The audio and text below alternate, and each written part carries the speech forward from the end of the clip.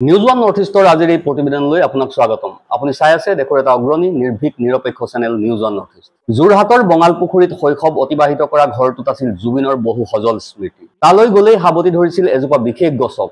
এজোপা পাইন গছক নিজৰ প্ৰাণতকৈও ভাল পাইছিল জুবিন গাৰ্গে।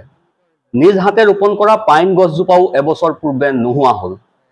যোৰহাটৰ বঙালপুখুৰীত শৈশৱ অতিবাহিত কৰা জুবিনৰ ঘৰখনৰ চৌহদতে আছিল এইজোপা গছ।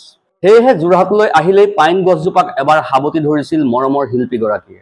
এইবাৰ সেই ঠাইতে নতুনকৈ পাইন এজোপা ৰোৱাৰ কথা আছিল, যদিও সেই আশা আৰু কাহানিও পূৰণ নহয়। জুবিনৰ গান শুনি টোপনি যোৱা সাৰ পোৱা শৈশৱৰ ঘৰখনৰ ওচৰ চুবুৰীয়াই ক'লে শিল্পীগৰাকীয়ে গছজোপাক কিমান ভাল পাইছিল। চুবুৰীয়াসকলে অতীত স্মৃতি ৰোমন্থন কৰি কৈ গ'ল জুবিনৰ সেই সময়ৰ কথাবোৰ। এগৰাকী চুবুৰীয়াই কয় তেওঁ ৰোপণ কৰা পাইন গছজোপা চাবলৈ দৌৰি আহিছিল আৰু গছজোপাৰ লগত কথা পাতিছিল। বিশেষকৈ ঘৰৰ ভিতৰত আমাৰ সোমালে মানে গছজোপা ওচৰলৈ আহে। পাইনজোপা আছে আমাৰ এইটো আছে, আপোনালোকে দেখিবি এই টিঙৰ ফাকেদি সেই টিংখিনি এনেকে হেৰি হৈ গৈছে, সেই কাঠ তুলনিয়ে আছে, সেই আধাতে পচি পেলাই ভাগি পেলাই আমাৰ টিং ভাগি গ'ল। তাৰপিছত উপায় নাপাই হৈ পেলাই মানে কাটিবলগীয়া হ'ল, কিন্তু কাটোতেও মানে তেখেতক আমি খবৰটো দি দিছিলোঁ এনেকুৱা হ'ল এনেকুৱা। তাৰপিছত বোলে তাৰ জেগাত আকৌ ৰুবি, মই বোলো দাদা আপুনি পুলি এটা ৰুই থৈ যাবহি। তেওঁ এইবাৰ আমাৰ বঙালপুখুৰী পূজা 100 বছৰ হোৱা এই আজি 10 দিনমান আগত যোগাযোগ হৈছিলে। মই তেওঁৰ লগত কথা পতা নাছিলোঁ, তেওঁ বন্ধু অনুপম চৌৰ আমাৰ লগৰ। তেওঁ কৈছিলে মই যাম পূজালৈ। এইবাৰ আমাৰ এইবাৰ বঙালপুখুৰী পূজাৰ বাবে 100 বছৰ হ'ব, য'ত মানে তেওঁ শৈশৱ আগৰ জড়িত পূজা চাই ইয়াতে গান চান গাইছিলে, সেইটো অহা কথা আছিলে। হয় হয়। তেওঁ আৰু কয় সেই গছজোপা কেইদিনমান আগতে ধুমুহাত ভাগি গৈছিল। সেই ঠাইতেই অন্য এজোপা পাইন গছ ৰুবলৈ অহাৰ কথা আছিল। শৈশৱৰ বঙালপুখুৰীৰ পূজাস্থলীয়ে এইবাৰ 100 বছৰ সম্পূৰ্ণ কৰিব আৰু এই পূজালৈ অহাৰ কথাও কৈছিল তেওঁ। জুবিন দা আৰু কেতিয়াও নাহে। আন এগৰাকী প্ৰতিবেশীয়ে কয় জুবিনে শৈশৱতে তেওঁৰ ঘৰৰ সন্মুখত এজোপা পাইন গছ ৰোপণ কৰিছিল।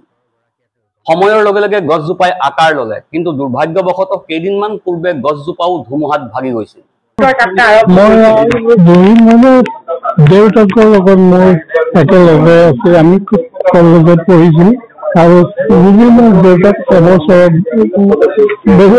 চিনিয়ৰ, মই এবছৰ সৰু, আৰু তেওঁলোকৰ লগত মানে আৰু একে কাষ্টৰ একে হেৰিয়াৰ যিকোনো সময়তে আৰু তেওঁ কিবা এটা গম পালেই হ'ল কিবা এইখিনি কাৰোবাৰ কিবা হৈছে বা হেৰি। এই বিশেষকৈ আমাৰ এইখিনিতে সৰুৰ পৰা সিটোয়াত এই পেন এটা হাফ পেণ্ট এটা পিন্ধি গোটেইখন ঘূৰি ফুৰে।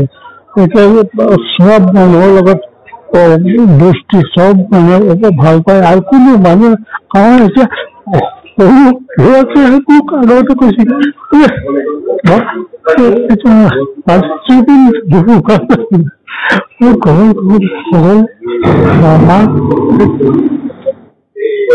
সেই কথা আমি জুবিনক অৱগত কৰিছিলোঁ।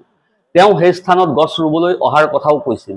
শৈশৱতে তেওঁ কেনেদৰে কাপোৰ এখন পিন্ধি গান গাইছিল সেই কথাও ক'লে চুবুৰীয়াই। জুবিনৰ পিতৃৰ বন্ধু এগৰাকীয়ে কান্দি কান্দি ক'লে জুবিনে হাফ পেণ্ট এটা পিন্ধি এই অঞ্চলত ঘূৰি ফুৰিছিল, সকলোৱে তেওঁক ভাল পাইছিল। জুবিনক ভাল নোপোৱা মানুহ কোনো নাছিল। কেতিয়াবা কাপোৰ এখন পিন্ধি গান গাই থকাৰ বাবে মই গালিও পাৰিছিলোঁ। সি আজি আমাৰ মাজত নাই, কিন্তু আমি মানি ল'ব পৰা নাই। Bureau report, news one north east.